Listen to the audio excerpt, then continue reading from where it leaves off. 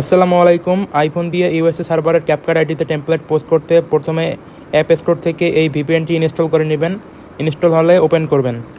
Open করার পর gate স্টার্টেডে click করে দেবেন। এরপর ইউজার নেম একটা সিলেক্ট করবেন, তারপর পাসওয়ার্ড দিবেন, তারপর একটা ইমেল দিয়ে কন্টিনিউ করবেন।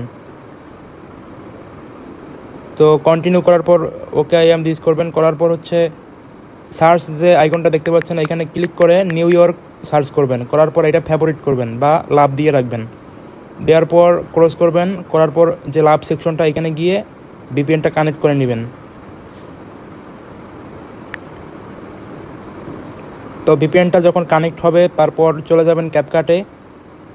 যাওয়ার পর ক্যাপকাট অ্যাপটা 3বার কেটে দিবেন। ওপেন করবেন, আবার কেটে দিবেন, আবার ওপেন করবেন, কেটে দিবেন।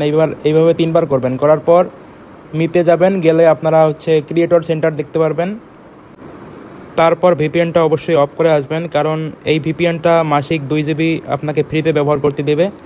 এরপর আপনাকে পেইড করতে হবে বা টাকা দিয়ে কিনতে হবে। এই জন্য ক্রিয়েটর সেন্টার নিয়ে আসার পর ভিপিএনটা অফ করে তারপর পোস্ট করবেন। ধন্যবাদ।